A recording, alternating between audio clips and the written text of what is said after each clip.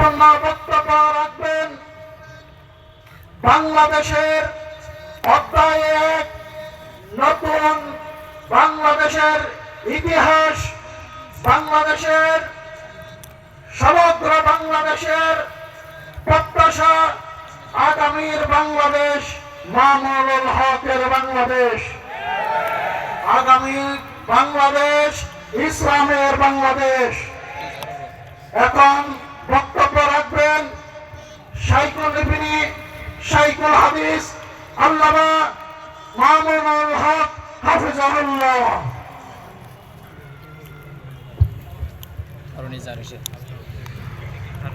السلام عليكم ورحمة الله.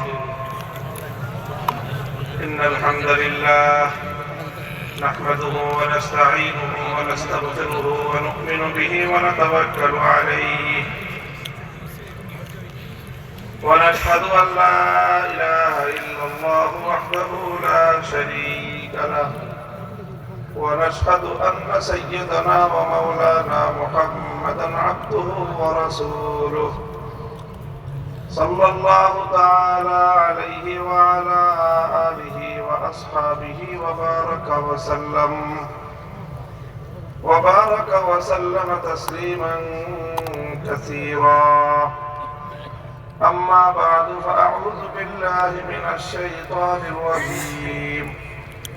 بسم الله الرحمن الرحيم. الذين إن مكناهم في الأرض أقاموا الصلاة وآتوا الزكاة وأمروا بالمعروف ونهوا عن المنكر ولله عاقبة الأمور. بارك الله لنا ولكم في القرآن العظيم ونفعنا وإياكم بالآيات والذكر الحكيم. اللهم صل على محمد وعلى آل محمد كما صليت على إبراهيم وعلى آل إبراهيم إنك حميد مجيد. اللهم بارك على محمد وعلى آل محمد كما باركت على إبراهيم وعلى آل إبراهيم إنك حميد مجيد.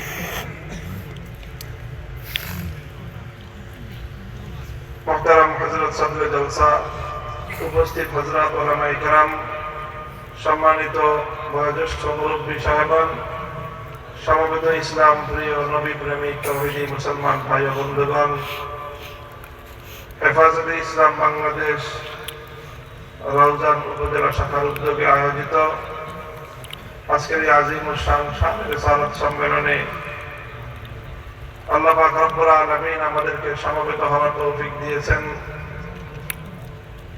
রাউজানের সরকারি কলেজ ময়দানে শাইখুল ইসলাম আল্লামা আহমদ শফি, কায়েদে মিল্লাত আল্লামা জুনায়েদ বাবুনগরী, আল্লামা শাহ মুহিবুল্লাহ বাবুনগরী, হযরত উলামায়ে কেরামের এবং বাংলাদেশের মাটি ও মানুষের হৃদয়ের সংগঠন বাংলাদেশের ইসলাম, মানবতা, দেশ এবং জাতির অতন্দ্র প্রহরী হেফাজতে ইসলামের ঐতিহাসিক সম্মেলন অবশ্যই এই অঞ্চলের মানুষের জন্য একটি উল্লেখযোগ্য ঘটনা। ইনশাআল্লাহ এভাবেই মাটি, মানুষ এবং মিল্লাতের জন্য হেফাজতে ইসলাম বাংলাদেশ তার তৎপরতা অব্যাহতভাবে পালন করে যাবে। হেফাজতে ইসলাম বাংলাদেশ ইসলামের যে কোনো প্রয়োজনে মাঠে ময়দানে সর্বোচ্চ ত্যাগ এবং কোরবানির নজরানা পেশ করার দৃষ্টান্ত অতীতেও রেখেছে, ভবিষ্যতেও তার সেই দৃঢ় প্রত্যয় রাখে। আমরা জানি, বিশ্বাস করি, বাংলাদেশের ইতিহাস প্রমাণ করে বাংলাদেশে দেশের স্বাধীনতা এবং ইসলাম এক সূত্রে গাঁথা। বাংলাদেশের স্বাধীনতা এবং ইসলাম এক সূত্রে গাঁথা। বাংলাদেশে ইসলামের উপর আঘাত মানেই হলো বাংলাদেশের স্বাধীনতার উপর হামলা। কাজেই বাংলাদেশের ইসলাম যদি কখনো বিপন্ন হয়, আক্রান্ত হয়, বাংলাদেশের স্বাধীনতা বিপন্ন হবে। কাজেই বাংলাদেশের স্বাধীনতার পক্ষ বিপক্ষ শক্তির নির্ণয়ের মানদণ্ড হলো যারা বাংলাদেশে ইসলাম বিরোধী, তারাই বাংলাদেশের স্বাধীনতার শত্রু। যারা বাংলাদেশে ইসলামের পক্ষ শক্তি, তারাই বাংলাদেশের স্বাধীনতার পক্ষ শক্তি। এটা শত বছরের ইতিহাসের দ্বারাই বাংলাদেশের এই পক্ষ বিপক্ষ শক্তি নির্মিত হয়েছে। কাজেই আমাদেরকে মনে রাখতে হবে, আমরা যারা আল্লাহর দ্বীন ইসলামকে হেফাজতের ঐতিহাসিক এই কাফেলায় সম্মিলিত হয়েছি, আমাদের ভূমিকার উপরেই বাংলাদেশের স্বাধীনতা নির্ভর করছে। কাজেই আমাদেরকে দেশ, জাতি এবং মিল্লাতের স্বার্থে আরো দৃঢ় প্রত্যয়ী এবং আরো শক্তিশালী ভূমিকা আগামী দিনে পালন করতে হবে ইনশাআল্লাহ। সালাত ওয়া আতাউয যাকাত ওয়া আমারু বিল মারুফ ওয়া নাহাউ আনিল মুনকার ওয়ালিল্লাহি আকিবাতুল উমুর। যদি ইমানদার এবং মুসলমানদেরকে আল্লাহ পাক রাষ্ট্র ক্ষমতা দান করেন, সেক্ষেত্রে ক্ষমতায় গিয়ে যে কোনো মুসলিম, যে কোনো মুমিন তার দায়িত্ব এবং কর্তব্য কি হবে তার স্পষ্ট একটা রূপরেখা আল্লাহ কোরআনে কারীমের এই আয়াতে তুলে ধরেছেন। আল্লাহ বলেছেন, আমি যদি ইমানদারদেরকে, মুমিন মুসলমানদেরকে রাষ্ট্র ক্ষমতা দেই, তাহলে তারা ক্ষমতায় গিয়ে সর্বপ্রথম 4টি কাজ তারা করবে ধারাবাহিকভাবে। কয় কাজ? 4 কাজ তারা করবে। প্রথম কাজ হলো আকামুস সালাত। তারা রাষ্ট্র ক্ষমতা দিয়ে রাষ্ট্রের মধ্যে মুসলিম নাগরিকদের মধ্যে সর্বপ্রথম তারা নামাজ কায়েম করবে। তারা গোটা রাষ্ট্রের মধ্যে নামাজ কায়েম করবে, সালাত কায়েম করবে। এটা হলো রাষ্ট্র ক্ষমতা প্রাপ্ত মুসলমানদের প্রথম কাজ। দ্বিতীয় নম্বর কাজ হলো আতাউয যাকাত। তারা যাকাত ব্যবস্থা বাস্তবায়ন করবে। সমাজের মধ্যে যাকাত ব্যবস্থা প্রতিষ্ঠার মাধ্যমে তারা ইসলামী অর্থনৈতিক যে কার্যকলাপ, ইসলামের যে অর্থনৈতিক সিস্টেম পদ্ধতি, সেটাকে প্রতিষ্ঠা করবে। 3 নম্বর কাজ হবে ওয়া আমারু বিল মারুফ। তারা সৎ কাজের আদেশ দিবে। আদেশের অর্থ হলো মানুষকে অর্ডার করবে, আহ্বান করবে, শুধু তা নয়, দাওয়াত দিবে, শুধু তা নয়। দাওয়াতের জন্য ইসলামের আদেশ ভিন্ন, আহ্বান করার জন্য ইসলামের আদেশ ভিন্ন। রাষ্ট্র ক্ষমতা পেলে মুমিনদের জন্য করণীয় হলো সৎ কাজের আদেশ জারি করা, সার্কুলার জারি করে মানুষকে সৎ কাজ করার জন্য বাধ্য করবে। 3 নম্বর দায়িত্ব এটা। 4র্থ নম্বর দায়িত্ব হলো ওয়া নাহাউ আনিল মুনকার। শরীয়ত বর্জিত নিষিদ্ধ কাজগুলোকে তারা মানুষকে বাধা প্রদান করবে, নিষেধ করবে। শুধু বিরত থাকতে আহ্বান জানাবে না, শুধু বিরত থাকার দাওয়াত দিবে না, বরং ক্ষমতা এবং বল প্রয়োগ পূর্বক, শক্তি প্রয়োগ করে শরীয়ত বিরোধী যাবতীয় কার্যকলাপকে ইসলামী রাষ্ট্রের মধ্যে তারা বাধা প্রদান করবে। এই 4টা দায়িত্ব কোরআনে কারীমের সূরাতুল হজ্জের 41 নম্বর আয়াতের মধ্যে আল্লাহ প্রদান করেছেন। যে কোনো মুমিন বা মুসলিম যখন রাষ্ট্র ক্ষমতা পাবে, রাষ্ট্র ক্ষমতা প্রয়োগ করে অন্যান্য কাজের আগে এই 4টা কাজ তারা আদায় করবে। মুহতারাম হাজিরিন, আমরা জানি যে ইসলাম ধর্মের মধ্যে কোরআন এবং হাদিসের অসংখ্য বর্ণনার দ্বারা কথা সাব্যস্ত যে ঈমানের পরে ইসলাম ধর্মের সবচেয়ে গুরুত্বপূর্ণ বিধান হলো নামাজ। ঈমানের পরে সবচেয়ে গুরুত্বপূর্ণ বিধান নামাজ। বুনিয়াল ইসলাম আলা খামসিন শাহাদাতি আন লা ইলাহা ইল্লাল্লাহ ওয়া ইকামিস সালাত ওয়া ইতাইজ যাকাত। যে ইসলামের যে 5 স্তম্ভ, আরকানে খামসা, সেই 5 স্তম্ভের মধ্যে প্রথম হলো ঈমান, দ্বিতীয়টাই হলো নামাজ। নামাজ হলো ইসলামের সবচেয়ে গুরুত্বপূর্ণ বিধান, সবচেয়ে গুরুত্বপূর্ণ আমল। কোরআন বলছে মুসলমানরা রাষ্ট্র ক্ষমতা পেলে তাদের প্রথম কাজ হবে ইসলামের গুরুত্বপূর্ণ আমল নামাজকে রাষ্ট্রের মধ্যে, জনগণের মধ্যে, মুসলিম সমাজের মধ্যে তারা বাস্তবায়ন করবে, নামাজকে তারা কায়েম করবে। নামাজ কায়েম করার মাধ্যমে একদিকে যেরকম মানুষের আধ্যাত্মিক উন্নতি হবে, একদিকে যেরকম মানুষের পরকালীন কল্যাণ হবে, অপরদিকে এই নামাজের মাধ্যমে মানুষের জাগতিক এবং রাষ্ট্রের ইহকালীন প্রভূত কল্যাণ সাধন হবে। আমরা জানি নামাজের যে বৈশিষ্ট্য আল্লাহ কোরআনে কারীমের মধ্যে উল্লেখ করেছেন সূরাতুল আনকাবুতে, ইন্নাস সালাতা তানহা আনিল ফাহশাই ওয়াল মুনকার। নামাজের বৈশিষ্ট্য হলো নামাজ মানুষকে অন্যায় এবং অশ্লীল কাজ থেকে বিরত রাখে। সুতরাং রাষ্ট্রের মধ্যে যখন সরকারিভাবে নামাজকে সকল স্তরে বাধ্যতামূলক করা হবে, রাষ্ট্রের দায়িত্বশীলরা নামাজ আদায় করতে বাধ্য হবে, রাজনৈতিক নেতারা নামাজ পড়তে বাধ্য হবে, রাষ্ট্রের আমলারা, রাষ্ট্রের দায়িত্বশীল কর্মকর্তারা নামাজ পড়তে বাধ্য হবে, রাষ্ট্রের যারা বিভিন্ন কর্মকাণ্ডে নিয়োজিত হবে, ঠিকাদার, অন্যান্য কন্ট্রাক্টর, কার্য সম্পাদনকারী, মাঠ পর্যায়ের সরকারি কর্মকর্তা কর্মচারী সকলে যখন নামাজ পড়তে বাধ্য হবে, তো আশা করা যায় এই নামাজ তাদের অধিকাংশ মানুষের মধ্যে বা সকলের মধ্যেই নামাজের যে স্বভাবজাত ক্রিয়া, সেটা হলো অন্যায় এবং অশ্লীল কাজ থেকে মানুষকে বিরত রাখা, সমাজের সকল স্তর থেকে অন্যায় এবং অশ্লীল কাজ থেকে বিরত রাখার প্রভাব তৈরি হবে।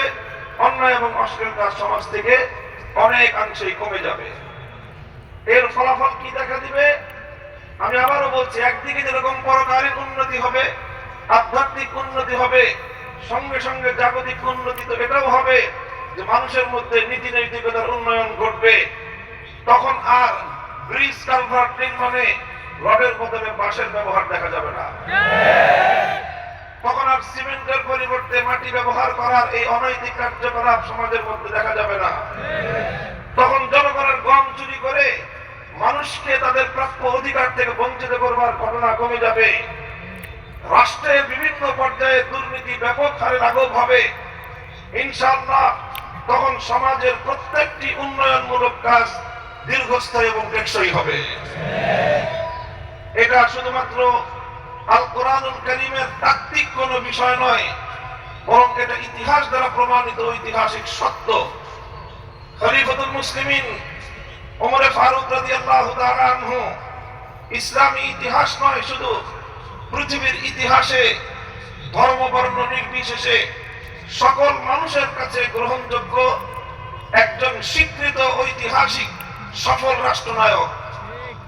তিনি কিভাবে পৃথিবীর ইতিহাসে সফলতার এই সর্বজন স্বীকৃত আসন লাভ করলেন, খলিফা ওমরের ইতিহাস পাঠ করলে দেখা যায় তিনি যে তার রাষ্ট্র পরিচালনা করতেন, তার অন্যতম মৌলিক নীতি যেটা ছিল, তিনি তার রাষ্ট্রের অর্ধজাহানের প্রতিটি শাসক, প্রত্যেকজন গভর্নর, প্রত্যেক এলাকার দায়িত্বশীলের কাছে রাষ্ট্রীয় সার্কুলার ফরমান জারি করেছিলেন। ইন্না আহাম্মা উমুরিকুম ইনদি আস-সালাত ফামান হাফিজাহা ফাহুয়া লিমা সিওয়াহা আহফাজ ওয়া মান দাইয়াহা ফাহুয়া লিমা সিওয়াহা আতিয়া। হযরত ওমর বলেছিলেন যে দেখো, হে আমার রাষ্ট্রের গভর্নর, শাসকরা, আমার নিকট, আমার দৃষ্টিতে তোমাদের সবচেয়ে গুরুত্বপূর্ণ দায়িত্ব হলো নামাজকে বাস্তবায়ন করা। যেই শাসক, যেই গভর্নর, যেই আমলা, যেই সচিব, যেই দায়িত্বশীল তার এলাকায় নামাজ বাস্তবায়নের ক্ষেত্রে সে দক্ষতার পরিচয় দিবে, লক্ষ্য রাখবে, তার প্রশাসনিক অন্য সব কাজ আরো সুন্দরভাবে সুচারুরূপে পরিচালিত হবে। আর যে দায়িত্বশীল নামাজের ব্যাপারে গাফলতি করবে, নামাজ ব্যবস্থাপনাকে ধ্বংস করবে, সে তার প্রশাসনিক প্রতিটি সেক্টরে, প্রতিটি কাজের মধ্যে আরো বেশি ধ্বংসাত্মক ভূমিকা সে পালন করবে। এই জন্য খলিফা ওমরের সকল শাসকবর্গ ইতিহাসের পাতায় তারা সাফল্যের স্বাক্ষর রেখেছিলেন। আমরা বিশ্বাস করি আজও এই ঝঞ্ঝা বিক্ষুব্ধ পৃথিবীতে দুর্নীতির দায়ে বারবার একটি কলঙ্কের কালিমা লেপ্টে যাওয়া বাংলাদেশের কপালেও যদি আবার সেই রাষ্ট্রীয় ফরমান বঙ্গভবন থেকে, রাষ্ট্রীয় সচিবালয় থেকে জারি হয়, বাংলাদেশের প্রতিটি অঞ্চলের গভর্নরদের কাছে, প্রতিটি অঞ্চলের ডিস্ট্রিক্ট কন্ট্রোলার ডিসিদের কাছে, কমিশনারদের কাছে, সবাই তোমরা যথাযথভাবে রাষ্ট্রের মধ্যে নামাজ ব্যবস্থা বাস্তবায়ন করো। আমরা আস্থার সঙ্গে বলতে পারি, আমার বাংলাদেশ থেকে আর কোনদিন এভাবে গণহারে মানুষের অর্থ লোপাট হয়ে বিদেশে পাচার হয়ে বাংলাদেশের জনগণের ভাগ্য দিয়ে বিদেশে বেগম পাড়া করে উঠবে না। এই জন্য ইসলামী রাষ্ট্র ব্যবস্থার প্রথম দায়িত্বই হলো নামাজকে বাস্তবায়ন করা। 2 নম্বর দায়িত্ব আল্লাহ পাক করেছেন ওয়াতাউজ যাকাত, যাকাত ব্যবস্থা বাস্তবায়ন করা। যাকাতের ব্যবস্থার মূল কথা আমরা জানি, তুখাযু মিন আগনিয়াইহিম ওয়া তুরাদ্দু আলা ফুকারাইহিম। যাকাত ব্যবস্থার মূল কথাই হলো সমাজের ধনীদের কাছ থেকে যাকাতের পোরশনটা গ্রহণ করে সেই সমাজের দরিদ্রদের মধ্যে সেটা বন্টন করা হবে। যাকাত ব্যবস্থা যদি বাস্তবায়ন হয়, যে কোনো সমাজে, যে কোনো রাষ্ট্রে, যে কোনো জনপদে ইসলাম প্রদত্ত যাকাত ব্যবস্থা বাস্তবায়ন হলে ঐতিহাসিক সত্যের প্রমাণের উপর নির্ভর করে আমরা বলতে পারি সেই সমাজে দারিদ্র থাকতে পারে না। দারিদ্র বিমোচনে পৃথিবীর ইতিহাসে যাকাতের মতো সফল আর দ্বিতীয় কোনো কর্মসূচি নাই। এইভাবে নামাজ এবং যাকাতের মাধ্যমে ইসলামী রাষ্ট্রের সরকার তারা সর্বপ্রথম এই সকল দায়িত্বগুলো পালন শুরু করবে, পর্যায়ক্রমে অন্যান্য সকল কার্যকলাপ করবে, জনগণের উন্নয়ন করবে, রাস্তাঘাট নির্মাণ করবে, অর্থনৈতিক উন্নতি সাধন করবে, দেশের প্রতিটি জায়গায় মানুষের ভাগ্য উন্নয়নের জন্য তারা চেষ্টা করবে। দেশ এগিয়ে যাবে এবং দেশ এগিয়ে যাওয়ার ক্ষেত্রে এই সকল কাজগুলো বুনিয়াদী এবং মৌলিক ভূমিকা পালন করবে। মুহতারাম হাজিরিন, এটা হলো কোরআনে কারীমের আয়াতের একটু সামান্য আলোকপাত আমি করলাম। তবে আমার আলোচনার মূল লক্ষ্য আরেকটা বিষয় সাব্যস্ত করা, আরেকটা বিষয়কে জাতির সামনে তুলে ধরা, যে বিষয়ে দীর্ঘদিন ধরে আমাদের জাতিকে বিভ্রান্ত করার চেষ্টা করা হয়েছে, জাতির মধ্যে ভুল মেসেজ তুলে ধরার চেষ্টা করা হয়েছে। শুধু তাই নয়, জাতিকে বিভ্রান্তই নয়, বরং লক্ষ কোটি মুসলমানদের হৃদয় থেকে ঈমান নামক অমূল্য সম্পদ হরণ করার চেষ্টা করা হয়েছে। একদল, একটা শ্রেণী, একটা গ্রুপ, তারা দীর্ঘ অর্ধ শতাব্দীকাল পর্যন্ত দেশের মানুষের কাছে যে বার্তা পৌঁছে দিয়েছে সেটা হলো রাষ্ট্রের সঙ্গে ধর্মের কোনো সম্পর্ক থাকতে পারে না, রাষ্ট্রের সঙ্গে ধর্মের কোনো সম্পর্ক রাখা যাবে না।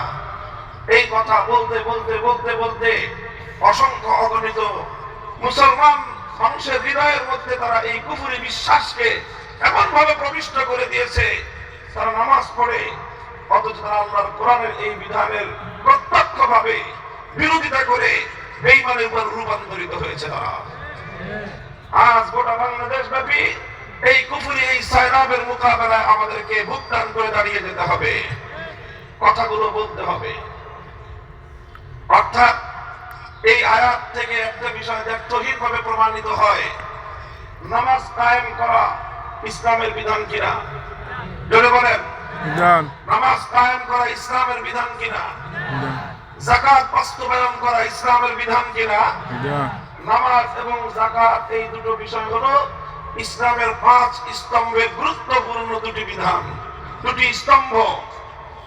যেই 5 পিলারের উপর দাঁড়িয়ে আছে ইসলাম, সেই 5 পিলারের গুরুত্বপূর্ণ দুটি পিলার হলো নামাজ এবং যাকাত।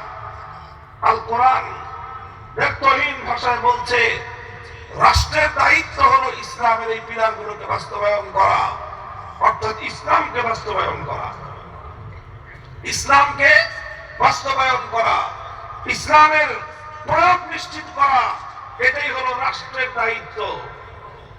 এই যদি হয় কোরআনে কারীমের স্পষ্ট নির্দেশনা, আমি এখানে কোরআনে কারীমের কোনো ব্যাখ্যা করতে যাই নাই, শুধু অনুবাদটা বলেছি। সূরাতুল হজ্জের 41 নম্বর আয়াত বলছে, রাষ্ট্র ক্ষমতা পেলে মুসলমানদের দায়িত্ব নামাজ কায়েম করা, যাকাত বাস্তবায়ন করা। তাহলে এই আয়াতের আলোকে ইসলামের বক্তব্য কি এটা স্পষ্ট হলো না যে ইসলাম ধর্ম অনুযায়ী, কোরআনের বিধান অনুযায়ী, আল্লাহ পাকের স্পষ্ট বাণী অনুযায়ী রাষ্ট্রের দায়িত্ব হলো ইসলামকে প্রতিষ্ঠা করা। কথা বলেন ঠিক কিনা?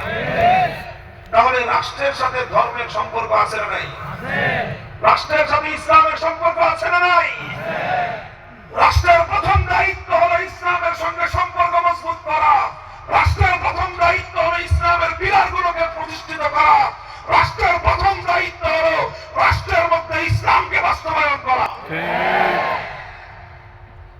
এটা যদি কোরআনের স্পষ্ট বিধান হয়ে থাকে, সুতরাং এ কথা বলতে কোনো দ্বিধা নাই যে ইসলামের বিধান অনুযায়ী, কোরআনের স্পষ্ট ঘোষণা অনুযায়ী রাষ্ট্র কোনদিন ইসলামের বাইরে চলতে পারে না। রাষ্ট্র ব্যবস্থার সাথে ইসলামের সম্পর্ক অঙ্গাঙ্গি ভাবে জড়িত।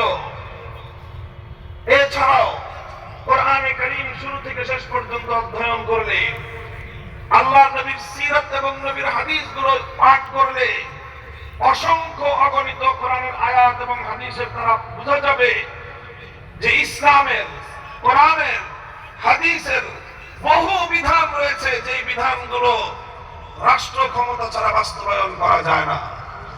সেই বিধানগুলো আজ অসম্পূর্ণ অবস্থায়, অনেকটাই সেই বিধানগুলো অনেকটাই অকার্যকর অবস্থায় পড়ে আছে। কারণ রাষ্ট্র ক্ষমতা ইসলামকে সহ্য করতে পারে না। এই জন্য আজকে রাষ্ট্রকে ইসলাম থেকে বিচ্ছিন্ন করে রাখার কারণে অসংখ্য অগণিত কোরআন এবং হাদিসের বিধানগুলো অকার্যকর হয়ে আছে।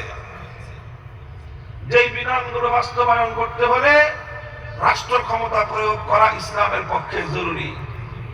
সার কথা হলো এই, কোরআনের ঘোষণা অনুযায়ী, ইসলামের বিধান অনুযায়ী রাষ্ট্র কোনদিন ইসলাম থেকে বিচ্ছিন্ন হতে পারে না। মুহতারাম হাজিরিন, এই জন্যই আমি একটা কথা অত্যন্ত জোরালো ভাবে, দ্ব্যর্থহীন কণ্ঠে বারবার ঘোষণা করতে চাই। সেটা হলো এই যে, যেহেতু ইসলাম রাষ্ট্রের দায়িত্ব হিসাবে ইসলামকে বাস্তবায়ন করাটাকে রাষ্ট্রের অন্যতম গুরুত্বপূর্ণ দায়িত্ব হিসাবে ঘোষণা করেছে, এই জন্য যারা ইসলামকে বিশ্বাস করে, যারা নিজেদেরকে মুসলমান বলে পরিচয় দেয়, যারা মুমিন মুসলমান, অন্তত তারা কোনদিন ধর্মনিরপেক্ষ সেকুলার হওয়ার কোন সুযোগ নাই। কোন মুসলমান কোনদিন সেকুলার হতে পারে না, কোন মুসলিম ধর্মনিরপেক্ষ হতে পারে না। হ্যাঁ, অন্যান্য ধর্মাবলম্বী, হিন্দু, বৌদ্ধ, খ্রিস্টান সহ অন্যান্য ধর্মাবলম্বীরা তারা ইচ্ছা করবে সেকুলার হতে পারে, ধর্মনিরপেক্ষ মতবাদ তারা গ্রহণ করতে পারে, তারা সেকুলারিজমকে অনুসরণ করতে পারে, কিন্তু কোন মুসলমান কোনদিন ধর্মনিরপেক্ষ হতে পারে না, মুসলমান কোনদিন সেকুলার হতে পারে না। প্রশ্ন করতে পারে কেউ, কারণ কি? হিন্দু, বৌদ্ধ, খ্রিস্টান, অন্যান্য ধর্মাবলম্বীরা ধর্মনিরপেক্ষ সেকুলার হতে পারলে মুসলমানরা কেন সেকুলার হতে পারবে না? একজন মুসলিম কেন ধর্মনিরপেক্ষ হতে পারবে না? কথার গোজামিলের কোনো স্কোপ নাই, পরিষ্কার কথা। এই কথাটা বোঝার জন্য, প্রশ্নের জবাব বোঝার জন্য আগে আমাদেরকে সেকুলারিজম, ধর্মনিরপেক্ষ মতবাদের এর পরিচয়টা বুঝতে হবে, ডেফিনিশনটা বুঝতে হবে যে ধর্মনিরপেক্ষ মতবাদ বলতে কি বোঝায়।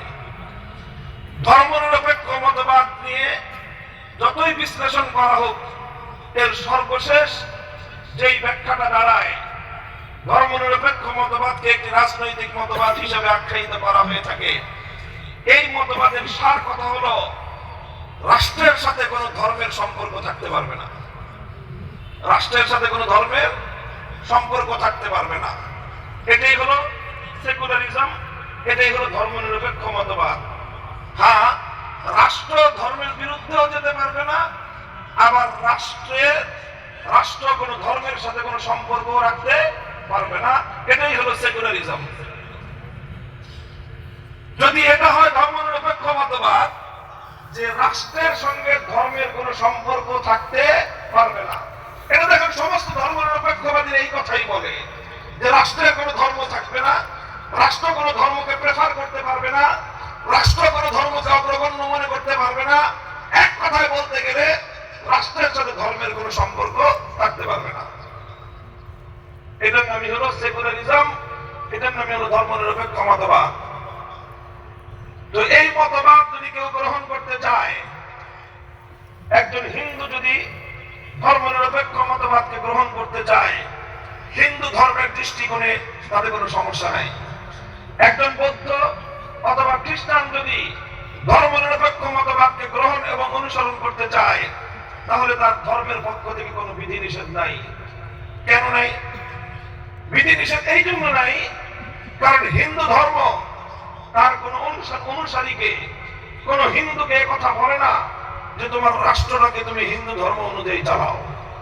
হিন্দু ধর্মের ধর্মগ্রন্থ গীতা অথবা তাদের ধর্মীয় পুরোহিত যারা আছে, তাদের ধর্ম প্রণেতা যারা আছে, কারো সূত্র দিয়ে এই কথা প্রমাণ করা যাবে না যে হিন্দু ধর্মের মধ্যে রাষ্ট্রকে ধর্ম অনুযায়ী চালানোর কোন সুস্পষ্ট করে নির্দেশনা বা কোন গাইডলাইন আছে। হিন্দু ধর্মে এই কথা কেউ প্রমাণ করতে পারবে না। এটা আমাদের চ্যালেঞ্জ। তাহলে হিন্দু ধর্ম তার অনুসারী হিন্দুদেরকে কথা বলে নাই যে তোমার রাষ্ট্রকে তুমি তোমার ধর্ম অনুযায়ী চালাও। একই কথা বৌদ্ধ ধর্ম সম্পর্কেও প্রযোজ্য, যে বৌদ্ধ ধর্মের ধর্ম প্রণেতা গৌতম বুদ্ধ কিংবা তাদের ধর্মগ্রন্থ ত্রিপাঠক বৌদ্ধদেরকে এই কথা বাধ্যতামূলক করে নাই যে তোমার রাষ্ট্রকে বৌদ্ধ ধর্ম অনুযায়ী চালাতে হবে। এটা বলবে কিভাবে? বৌদ্ধ ধর্মের মধ্যে তো রাষ্ট্র পরিচালনার কোনো রূপরেখাই নাই, বলবে কিভাবে? একই কথা খ্রিস্টানদের ব্যাপারেও। খ্রিস্ট ধর্মের তাদের ধর্মগ্রন্থ ইনজিল, তাদের ধর্মপ্রণেতা হযরত ঈসা আলাইহিস সালাতু ওয়াস সালাম থেকে তাদের ধর্মাবলম্বীদের প্রতি সংরক্ষিত রূপে এমন কোন বাণী, নির্দেশনা, ধর্মীয় কোন নির্দেশনা নাই যে তাদের রাষ্ট্রটাকে খ্রিস্টান ধর্ম অনুযায়ী পরিচালনা করতে হবে। কাজেই হিন্দু, বৌদ্ধ, খ্রিস্টান, অন্য সবগুলো ধর্ম তারা ধর্মনিরপেক্ষ হতে গেলে তাদের ধর্মীয় দৃষ্টিকোণ থেকে কোনো আপত্তির কিছু নাই। এই জন্য একজন হিন্দু হয়ে ধর্মনিরপেক্ষ হতে পারে। সে রাষ্ট্রটাকে ধর্ম থেকে আলাদা রাখবে, এই জন্য সে ধর্মনিরপেক্ষ হবে। আবার সে হিন্দু ধর্মের কোন বিধান সে লঙ্ঘন করে নাই, এই জন্য ধর্মীয় দৃষ্টিকোণ থেকে তার কোনো সমস্যা নাই। একই কথা বৌদ্ধ এবং খ্রিস্টানদের ব্যাপারেও, যে তারা তাদের রাষ্ট্রকে ধর্ম থেকে আলাদা রাখবে, তারা ধর্মনিরপেক্ষ মতবাদ অনুসরণ করবে।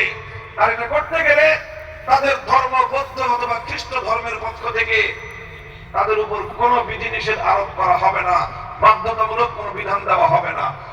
এই জন্য একজন হিন্দু, বৌদ্ধ, খ্রিস্টান একই সময় ধর্মনিরপেক্ষ হতে পারে, আবার একই সময়ে তারা হিন্দু, বৌদ্ধ, খ্রিস্টানও থাকতে পারে, কোনো সমস্যা হয় না। এক্সেপ্ট ইসলাম। ইসলাম ধর্মের কথা সম্পূর্ণ ভিন্ন। ইসলাম একমাত্র ধর্ম পৃথিবীতে যেটা শুধুমাত্র কিছু ধর্মীয় আনুষ্ঠানিকতার বিধিবিধানের উপর সীমাবদ্ধ নয়। ইসলাম একমাত্র ধর্ম যেটা কমপ্লিট কোড অফ লাইফ। ইসলাম একমাত্র ধর্ম পূর্ণাঙ্গ জীবন ব্যবস্থা। ইসলামের মধ্যে ব্যক্তিগত ইবাদতের বিধান যেমন রয়েছে, ইসলামের মধ্যে পারিবারিক দাম্পত্যের বিধান যেমন রয়েছে, ইসলামের মধ্যে ব্যবসা বাণিজ্য, অর্থনৈতিক বিধিনিষেধ যেমন রয়েছে, একইভাবে রাষ্ট্র, রাজনীতি, আইন, আদালত, প্রশাসন কিভাবে চলবে, পূর্ণাঙ্গ নির্দেশনা ইসলামের মধ্যে রয়েছে।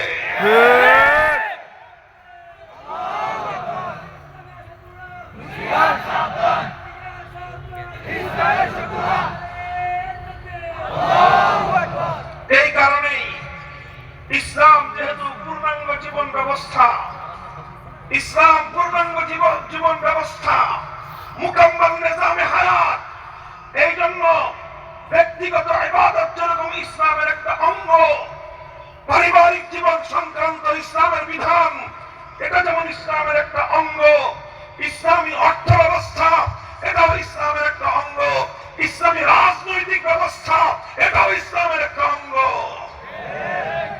কেউ যদি ইসলামের অন্যান্য বিধান বাস্তবায়ন করে বা মান্য করে, আর শুধুমাত্র ইসলামের রাজনৈতিক বিধানকে যদি কেউ অস্বীকার করে, অমান্য করে, সে শুধু একটা বিধানকে অমান্য করলো তাই নয়, বরং সে ইসলামের অঙ্গহানি ঘটালো, সে ইসলামের অঙ্গহানি ঘটালো। মুসলমান হয়ে যে সকল কুলাঙ্গাররা ইসলামের অঙ্গহানি ঘটাতে চায়, তারা কোনদিন মুসলিম তো দূরের কথা, ইসলামের বন্ধু হতে পারে না, তারা ইসলামের টানে শত্রু। আল্লাহু আকবার, আল্লাহু আকবার। জিন্দাবাদ। ইসলামের শত্রুরা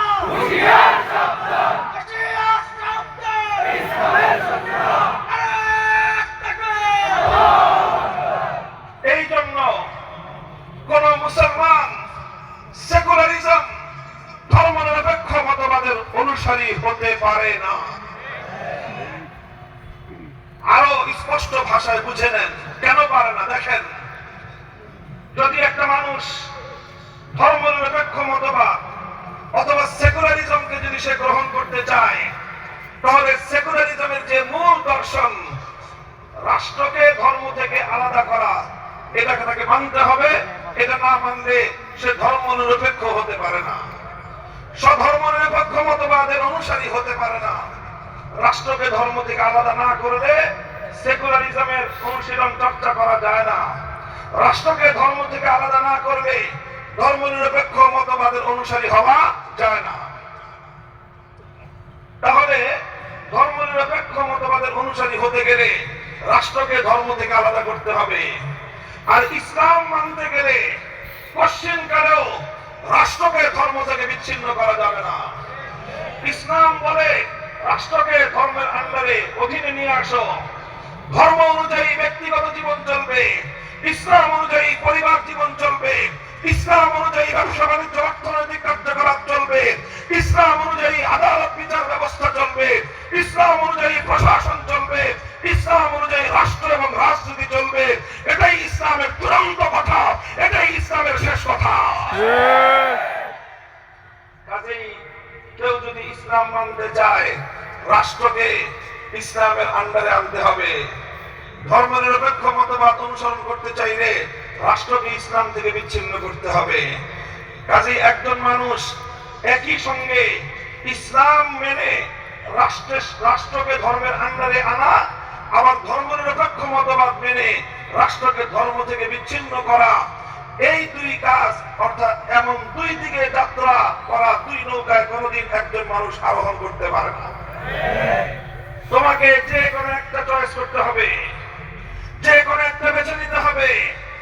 হয় তোমাকে বলতে হবে তুমি রাষ্ট্রকে ধর্ম থেকে আলাদা রাখতে চাও, সেক্ষেত্রে তুমি ধর্মনিরপেক্ষ হতে পারবা, মুসলমান থাকতে পারবা না। অন্যথায় ইসলামের বিধান মেনে রাষ্ট্রকে ধর্ম অনুযায়ী চালাতে হবে, সেক্ষেত্রে তুমি মুসলমান থাকতে পারবা, ধর্মনিরপেক্ষ থাকতে পারবা না। গোজামিনের ভণ্ডামির কোনো সুযোগ এখানে নাই।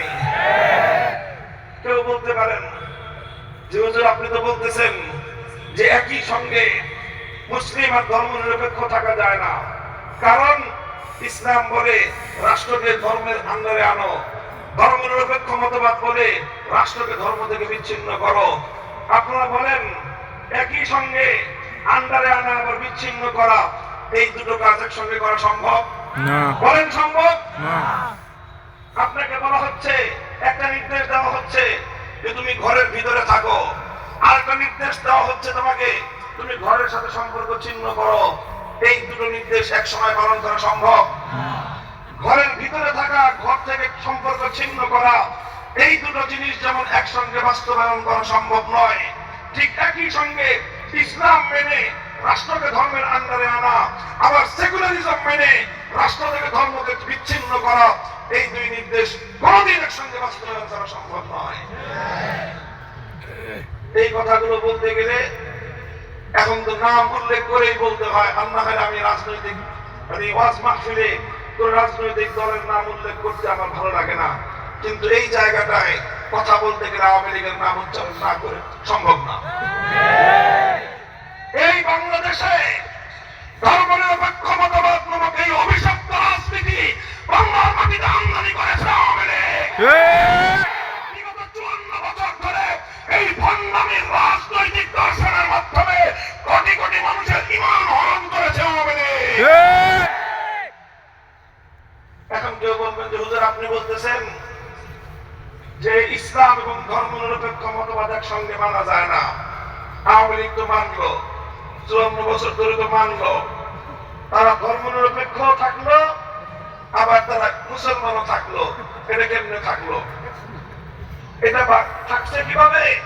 যেভাবে শেখ হাসিনা ক্ষমতায় ছিল, জোর করে থাকছে, জোর করে থেকেছে। সে যেভাবে ক্ষমতায় ছিল এইভাবে জোর করে তারা ইসলাম ছিল। তাদের অবস্থা দুই অবস্থার যে কোনো এক অবস্থা থেকে শূন্য নয়। আমি চ্যালেঞ্জ করে বলছি, প্রমাণ করেন এটা। যদি সৎ সাহস থাকে বক্তব্যের আলোকে এই কথা খণ্ডন করেন। দুই অবস্থার যে কোনো এক অবস্থা থেকে খালি নয়। যারা ধর্মনিরপেক্ষ মতবাদের রাজনীতি করেন তাদের দুই অবস্থার যে কোনো এক অবস্থা হতেই হবে। হয় তারা ধর্মনিরপেক্ষ মতবাদটাকে বুঝে শুনে, কোন মুসলমান যদি ধর্মনিরপেক্ষ মতবাদের অনুসারী হয়ে থাকে, হয়তো সে ধর্মনিরপেক্ষ মতবাদকে বুঝে শুনে অনুসরণ করেছে। যদি বুঝে শুনে সে অনুসরণ করে থাকে, তার মানে সে বিশ্বাস করে রাষ্ট্রকে ধর্ম থেকে বিচ্ছিন্ন রাখতে হবে, তার মানে সে আল্লাহর কোরআনের আয়াতকে বিশ্বাস করে না। যদি সে ধর্মনিরপেক্ষ মতবাদকে বুঝে শুনে বিশ্বাস করে গ্রহণ করে থাকে, স্পষ্ট ঘোষণা সে বেঈমান, ঈমান নাই।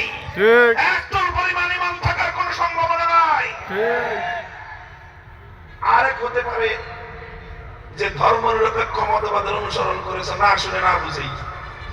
এবং আমার ধারণা অধিকাংশ আওয়ামী লীগের যারা মাঠ পর্যায়ের কর্মী, এরা না বুঝেই ধর্মনিরপেক্ষ মতবাদের অনুসরণ করেছে, এটাই আমার ধারণা।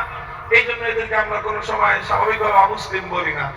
আমরাও বুঝি যে এরা ধান্দার জন্য ধর্মনিরপেক্ষ মতবাদের কথা বলে। এরা সত্যিকার অর্থে ধর্মনিরপেক্ষ মতবাদকে বিশ্বাস করে না। যদি ধর্মনিরপেক্ষ মতবাদকে না বুঝে বিশ্বাস না করে যদি কেউ করে থাকে, তো যারা না বুঝে না শুনে কোন মতবাদের অনুসারী হয়, এদের সম্পর্কে সবচেয়ে হালকা যে শব্দটা প্রয়োগ করা যায় সেটা হলো গণ্ডমূর্খের দল। কারণ না বুঝে না শুনে তুমি একটা মতবাদের অনুসরণ করবা, কোন শিক্ষিত সচেতন মানুষ এই কাজ করতে পারে না। এবার তোমাদের অধিকার রয়েছে নিজেদের অবস্থান পরিষ্কার করা। হয় তুমি বলবা যে হ্যাঁ ধর্মনিরপেক্ষ মতবাদ বুঝে শুনে করেছি, সেক্ষেত্রে তোমার ব্যাপারে ফতোয়া হলো তুমি বেঈমান। আর বলবা যে না আমি ধর্মনিরপেক্ষ মতবাদ না বুঝে শুনে অনুসরণ করেছি, সেই ক্ষেত্রে তোমার ব্যাপারে মন্তব্য হলো তোমরা গণ্ডমূর্খের দল। এর বাইরে যাওয়ার কোন সুযোগ নাই। হয় বেঈমান হবে আর না হয় মূর্খের দল হবে। যারা আওয়ামী লীগের সংগঠনের থেকে ইসলামের অনুসারী করে দাবি করে, তাদের ব্যাপারে এই মন্তব্য। হ্যাঁ, যদি কেউ হিন্দু হয়ে থাকে তাহলে সে হিন্দু এবং ধর্মনিরপেক্ষ একসাথে হতে পারে, তার ব্যাপারে কোনো কথা নাই। বৌদ্ধ বা খ্রিস্টানরা একসঙ্গে বৌদ্ধ খ্রিস্টান এবং ধর্মনিরপেক্ষ হতে পারে, কারণ সেক্ষেত্রে তাদের ধর্মনিরপেক্ষ মতবাদও ছাড়তে হয় না, ধর্মের কোনো বিধানও ছাড়তে হয় না। কিন্তু মুসলমান হয়ে ধর্মনিরপেক্ষ মতবাদ অনুসরণ করতে গেলে যে কোনো এক কুল রক্ষা করতে হবে, আরেক কুল ছাড়তে হবে। ইসলামকে রক্ষা করতে গেলে ধর্মনিরপেক্ষ মতবাদ ছাড়তে হবে, ধর্মনিরপেক্ষ মতবাদকে ধরতে হলে আল্লাহর কোরআনের বিধানকে ছাড়তে হবে। অনেকেই তো বলে যে আওয়ামী লীগকে বাংলাদেশের রাজনীতিতে আর এন্ট্রি দিবেন না আপনারা। আমি একটা অতিরিক্ত কথা বলি, যদি বাংলাদেশের মানুষ মানে কোনদিন তাদেরকে ক্ষমা করতে চায়, তাহলে করলে তাদের একটা জিনিস করা দরকার, সেটা হলো জাতির সামনে তাদের অবস্থান পরিষ্কার করা দরকার যে তারা ইসলামকে বিশ্বাস করে না তারা ধর্মনিরপেক্ষ মতবাদের কথা বিশ্বাস করে। যে কোনো একটাকে পরিষ্কার করে রাজনীতিতে আসা দরকার। এই ভণ্ডামির মুখোশ পরিধান করে জাতির সঙ্গে ধোঁকাবাজি করে জাতিকে প্রতারিত করে অসংখ্য মানুষের ঈমান হরণ করবার অধিকার নাই। এই কাজ করতে গেলে আগামীতে তাদেরকে রুখে দাঁড়াতে হবে, রাজপথে রাজনৈতিক ভাবে মোকাবেলা করতে হবে। আল্লাহু আকবার। দালালিয়ার করিস না। একটা দালাল দল। এটা তো রাজ্য কর।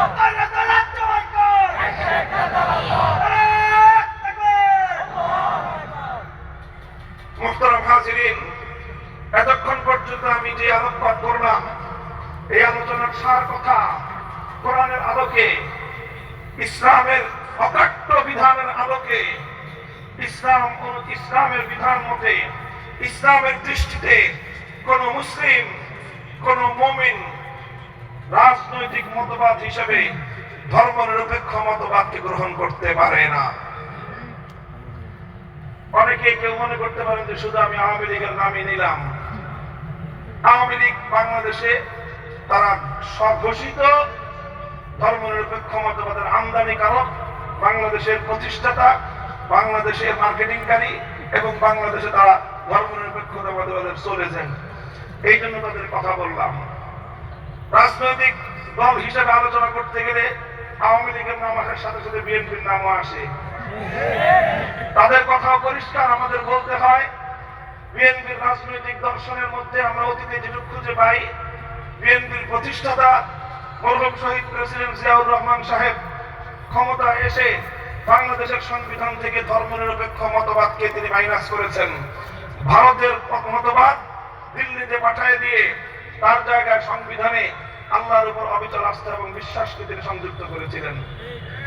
বিসমিল্লাহির রহমানির রহিম সংযুক্ত করে সংবিধানকে তিনি আক্ষরিক অর্থে হলেও কিছুটা ইসলামের অধীনে আনবার একটা প্রয়াস পেয়েছেন।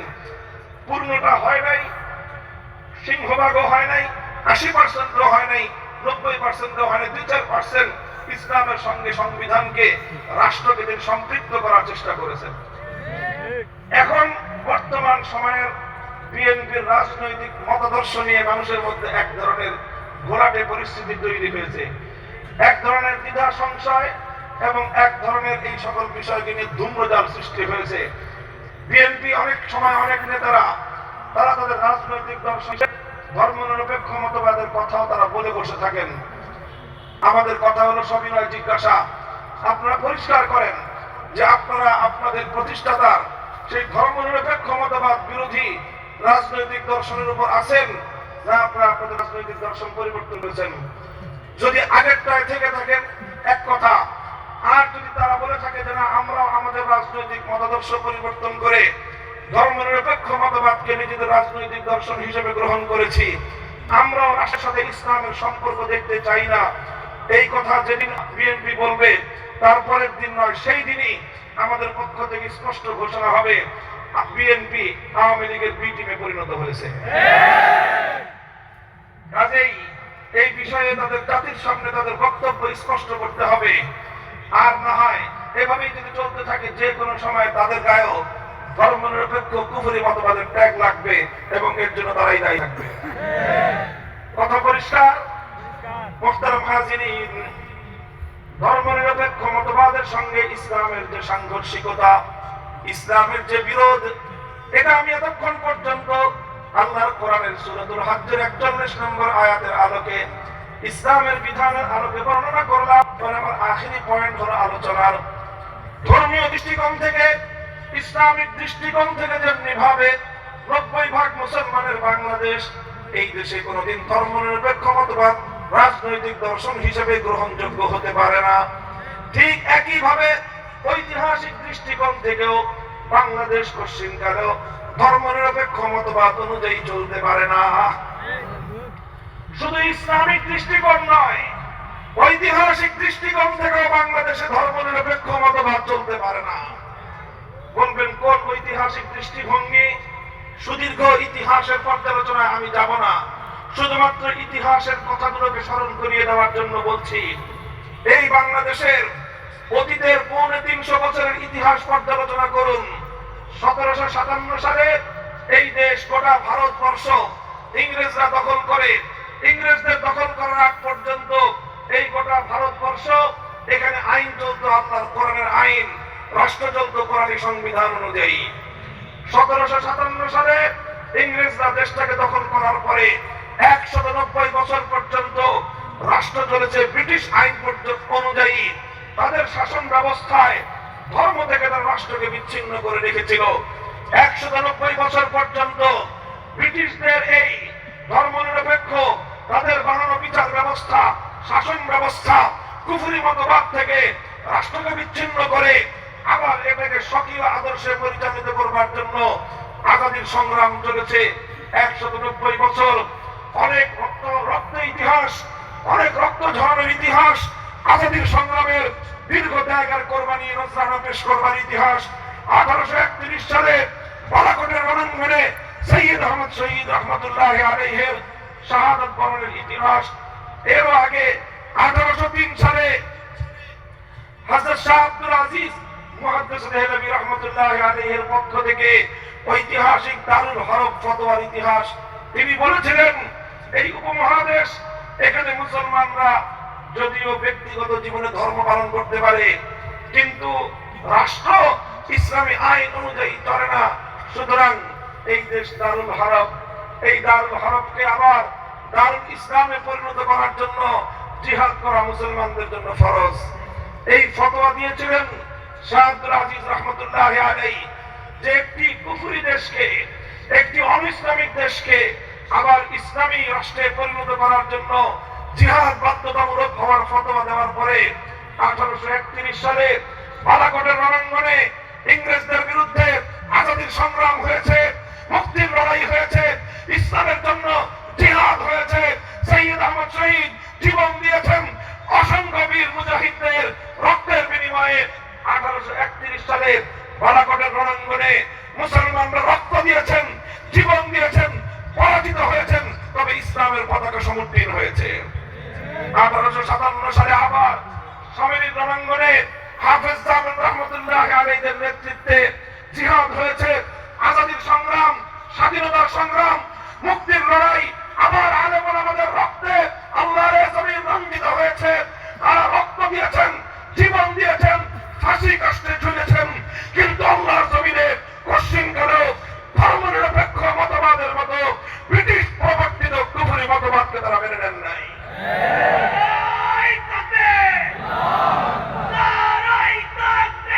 আল্লাহু আকবার।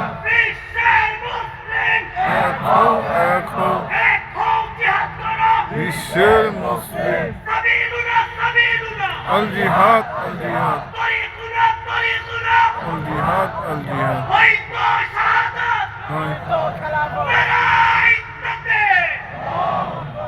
১৮৫৭ সালে সামেরীর রণাঙ্গনে রক্ত দিয়েছেন আলেম সমাজ, ফাঁসি কাস্টে ঝুলেছেন আলেম সমাজ, অগ্নিকুণ্ডে নিক্ষিপ্ত হয়েছেন আলেম সমাজ।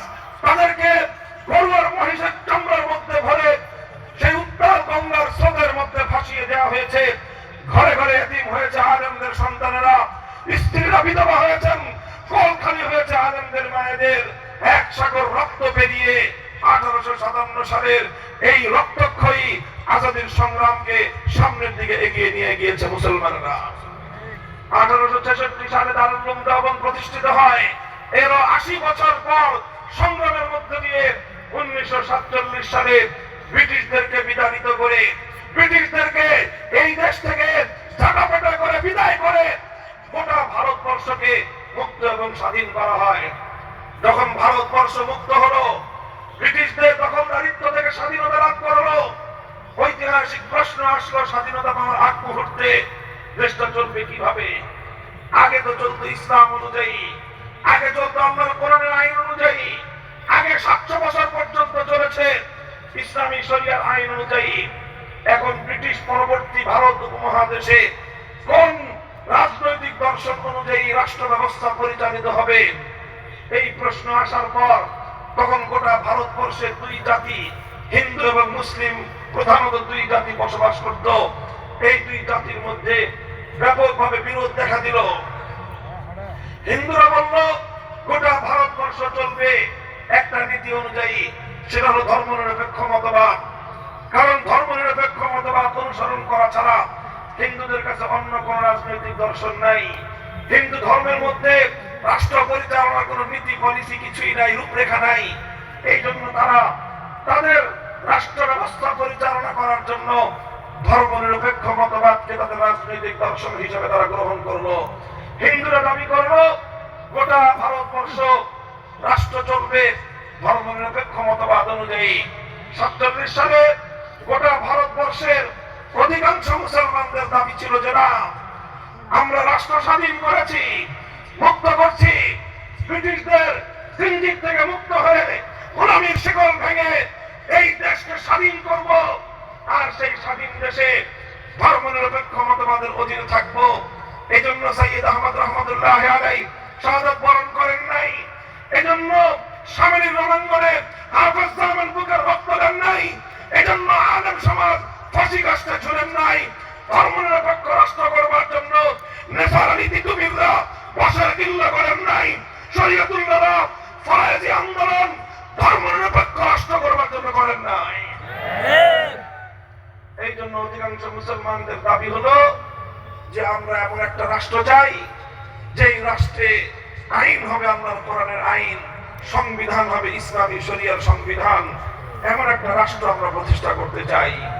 মুহতারাম হাজিরিন, এটা আমি আমার কোনো বানানো কথা বলছি না, এটা ইতিহাসের অমোঘ সত্য, অস্বীকার করবার কোনো উপায় নাই। দ্বিজাতি তত্ত্বের ভিত্তিতে 1947 সালে দেশটা ভাগ হলো। হিন্দুরা একটা অংশ পেল, মুসলমানরা আরেকটা অংশ পেল।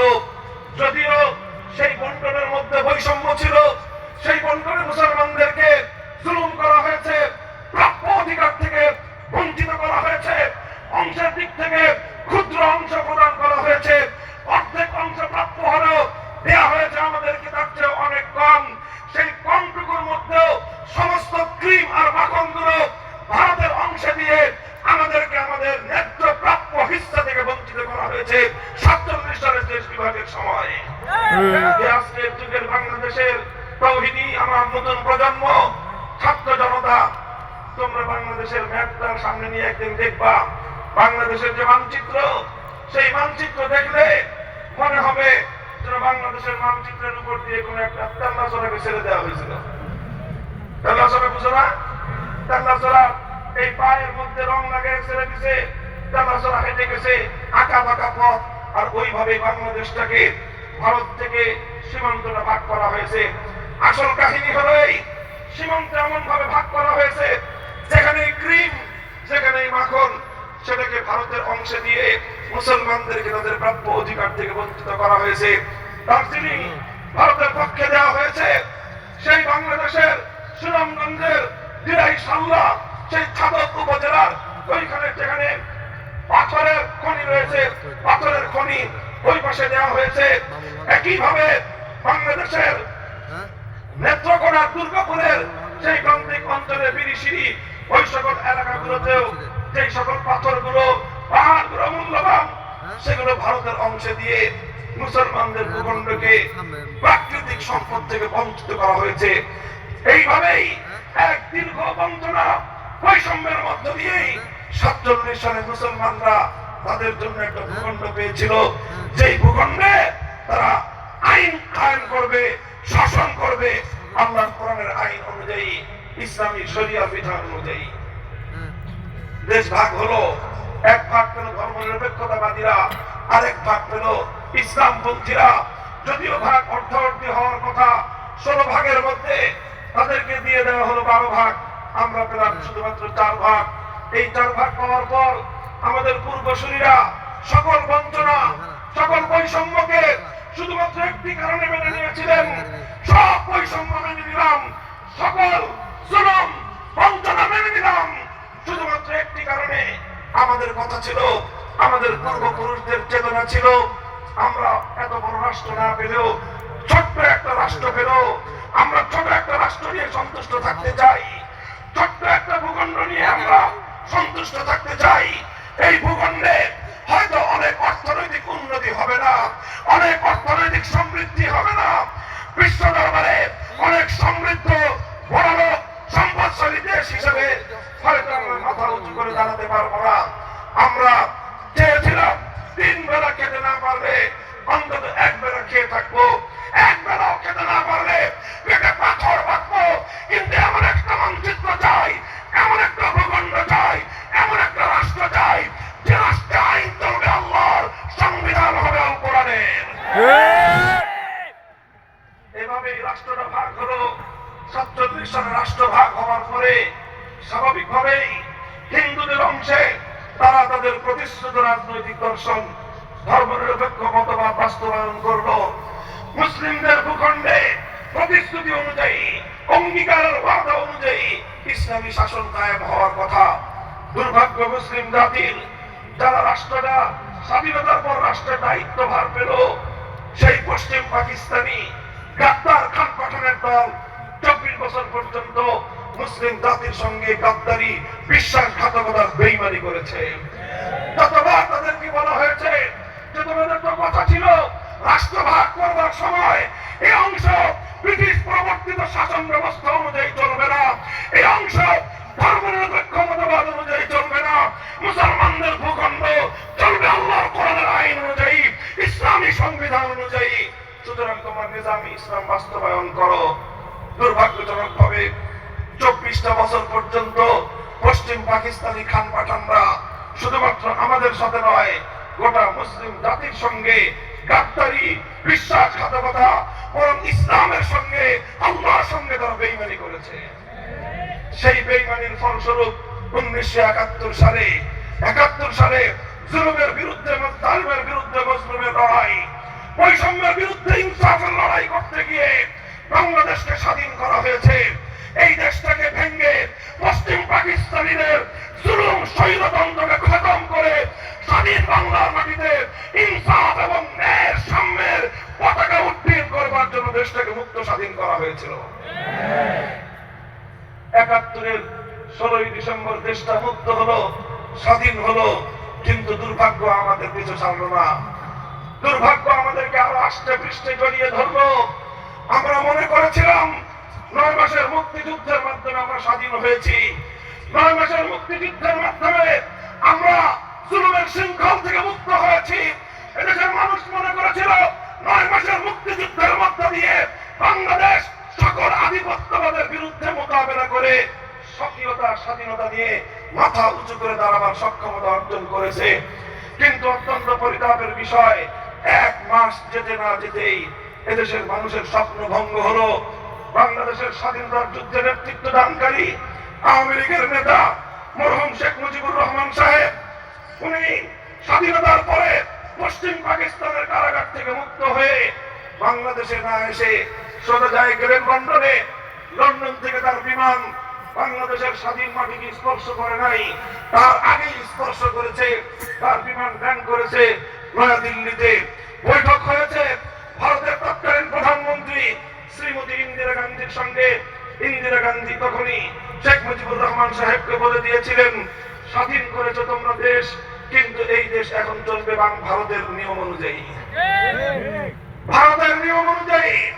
এবং সেভাবেই ভারতের সংবিধানের মৌলচার নীতি, ধর্মনিরপেক্ষ মতবাদ, জাতীয়তাবাদ, গণতন্ত্র এবং সমাজতন্ত্র, ভারতের স্বাধীনতার মৌলচার নীতিকে বাংলাদেশের স্বাধীনতার 4 মূলনীতি সাব্যস্ত করে 72 সালে যে সংবিধান করা হলো, সেই সংবিধানের মাধ্যমে স্বাধীন বাংলাদেশকে ভারত মাতার চরণ তলে বলি দেওয়া হয়েছে।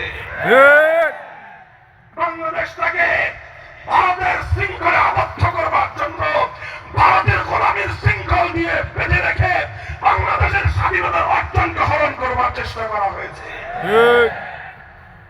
মোহতারাম হাজিরিন, এর চেয়ে আর বেশি তিক্ত কথা এখন বলতে চাই না। বলতে চাই 47 সালে দেশ ভাগ হয়েছিল যে প্রতিশ্রুতির উপর, ধর্মনিরপেক্ষ মতবাদ অনুযায়ী চলবে ভারত, আর মুসলমানদের ভূখণ্ড চলবে ইসলাম অনুযায়ী। এই শর্তের উপর দেশটা ভাগ হলো, জমিন ভাগাভাগি হলো, আমরা বঞ্চিত হলাম, বৈষম্যের শিকার হলাম, আমাদের প্রাপ্য অধিকার থেকে বঞ্চিত করে আমাদেরকে অনেক বড় জায়গার বিনিময়ে দেওয়া হলো ক্ষুদ্র জায়গা। আমরা সবটা মেনে নেওয়ার পরেও ৭১ সালে ভারত এইভাবে স্বাধীনতা যুদ্ধে সহযোগিতার নাম করে বাংলাদেশকে চিরদিনের জন্য তার গোলাম রাষ্ট্রে পরিণত করবার পায়তারা চালিয়েছিল। মোহতারাম হাজিরিন, এইভাবে জন্য আমরা বলি ৭২ সালের সংবিধান এটা ছিল বাংলাদেশের মুক্তিযুদ্ধে অপরাধীকে হত্যা করবার সংবিধান। ৭২-এর সংবিধান ছিল বাংলাদেশকে তার হাজার বছরের ইচ্ছা এবং অভিপ্রায় থেকে ভারত মাতার চরণতলে বলি দেওয়ার সংবিধান। ৭২-এর সংবিধান ছিল বাংলাদেশের মানুষের ইসলামী চেতনাকে ধ্বংস করবার সংবিধান। ৭২-এর সংবিধান বাংলাদেশের মাটি এবং মানুষের সঙ্গে চূড়ান্ত গাদ্দারি আর বিশ্বাসঘাতকতার সংবিধান। এরপরে কেটে গেল ৫৪ বছর, অনেক ইতিহাস, অনেক চড়াই উতরাই। মাঝে মাঝে কিছুটা মুসলমানদের এই তৃষিত হৃদয়ে সামান্য একটু পানির ছিটে ফোঁটা দেওয়া হয়েছে। মুসলমানদের জাতি হিসেবে কোরআনের শাসন পাওয়ার যে অদম্য আগ্রহ, কখনো সেটাকে নিবারণ করা হয়নি। সেই তৃষিত হৃদয়ে বুক ফাটা আত্মচিৎকারের মুখে মাঝে মাঝে কয়েক ফোঁটা পানি দেওয়া হয়েছে। একবার সংবিধানের শুরুতে বিসমিল্লাহির রহমানির রহিম সংযুক্ত করে মুসলমানদের তৃষ্ণার্ত হৃদয়ে কয়েক ফোঁটা পানি দেওয়া হয়েছে। ধর্মনিরপেক্ষ মতবাদকে সংবিধান থেকে উচ্ছেদ করে আল্লাহর উপর অবিচল আস্থা এবং বিশ্বাসকে সংযুক্ত করে মুসলমানদের হৃদয়ে আরেকটা সান্ত্বনার প্রলেপ দেওয়া হয়েছে। আর সর্বশেষ রাষ্ট্র ধর্ম ইসলাম ঘোষণা করে সংবিধানের মধ্যে বাংলাদেশে সেই দেশকে বিভক্ত করবার মূল সূত্রের দিকে সামান্য একটু অগ্রসর হওয়ার এক কদম রাখা হয়েছে। এই তিনটি অর্জনের মধ্য দিয়ে বাংলাদেশ সামনের দিকে অগ্রসর হচ্ছিল।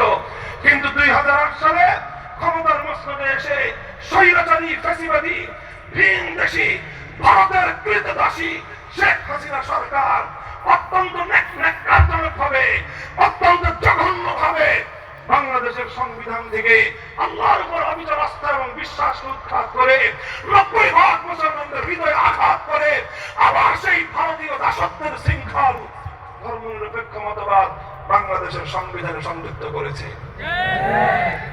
এই হলো বাংলাদেশের যে ইতিহাস আমি আপনাদেরকে বলছিলাম।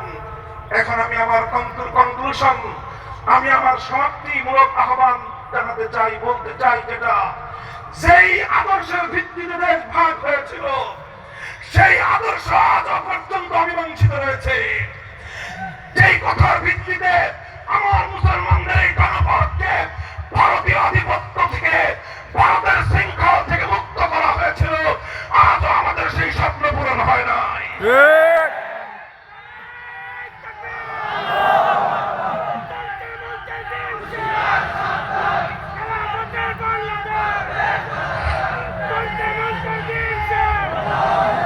আজ আমরা স্বাধীন এই বাংলার মাটিতে দাঁড়িয়ে স্পষ্ট ঘোষণা করতে চাই, শুধু মানচিত্রের স্বাধীনতা আর পতাকার স্বাধীনতা পেয়ে বাংলার তামাম সন্তানরা নিশ্চুপ নীরব বসে থাকবে না।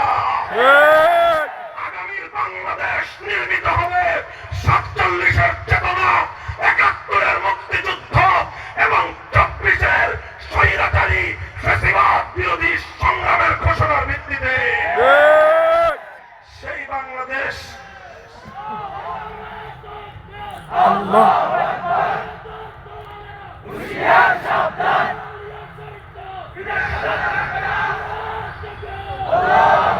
এই চেতনা অনুযায়ী আবার বলছি, ৪৭ সালের দেশ বিভাগ, ৭১-এর বৈষম্য বিরোধী লড়াই, ঐতিহাসিক মুক্তিযুদ্ধ এবং ২০২৪-এর জুলাই আগস্ট বিপ্লবের চেতনার ভিত্তিতেই গড়ে তুলতে হবে আগামীর বাংলাদেশ।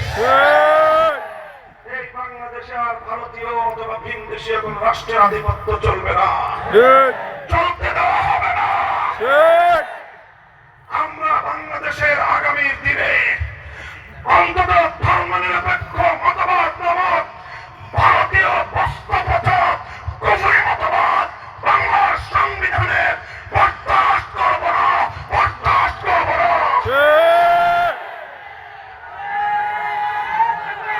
আল্লাহু আকবার।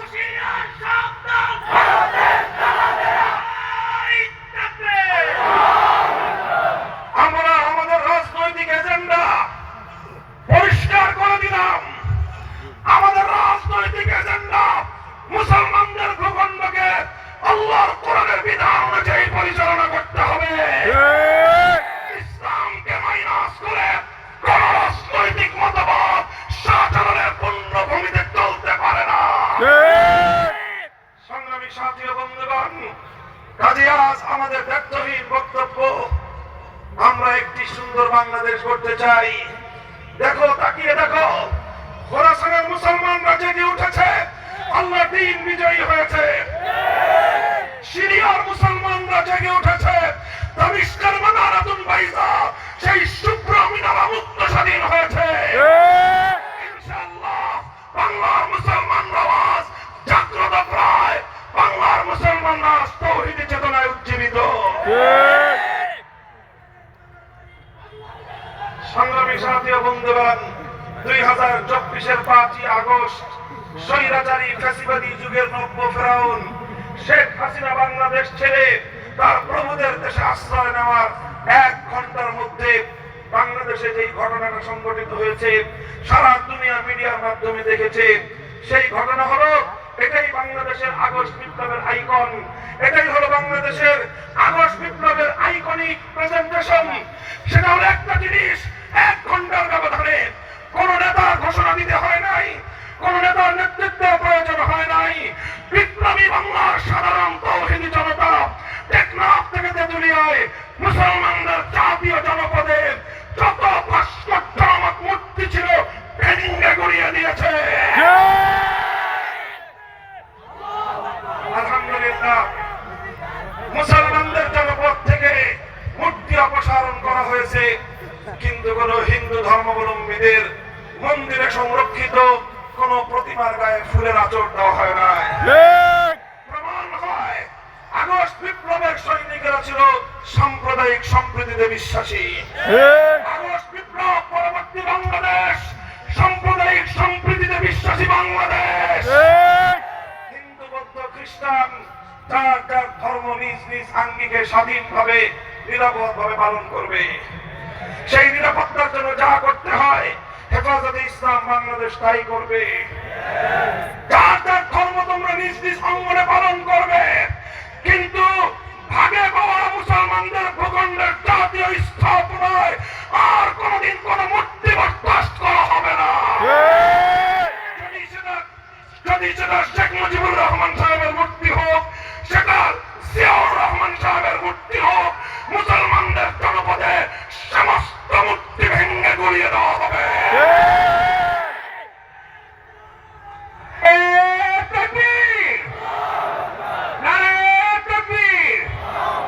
বাংলার ঘরে ঘরে আল কোরআনের আলো জ্বলে, বাংলার ঘরে ঘরে আল কোরআনের আলো জ্বলে, বাংলার রাজপথে আল কোরআনের বাক্স হবে, বাংলার রাজপথে আল কোরআনের বাক্স হবে ইনশাআল্লাহ। এই প্রস্তুত আছেন তো সবাই ইনশাআল্লাহ? ইনশাআল্লাহ। আমরা আমাদের আখেরি পয়গাম বলতে চাই, আমাদের বাংলাদেশের মানুষ অনেক রঙের বাংলাদেশ দেখেছে। একবার দেখেছে সোনার বাংলাদেশ, তারপরে দেখেছে দেশের মানুষ নতুন বাংলাদেশ, এরপরে দেশের মানুষ দেখেছে সবুজ বাংলাদেশ, এরপরে দেশের মানুষ দেখেছে ডিজিটাল বাংলাদেশ, সর্বশেষ দেখা শেষ স্মার্ট বাংলাদেশ। পরিষ্কার ঘোষণা, আগামীর বাংলাদেশ হবে ইসলামের বাংলাদেশ।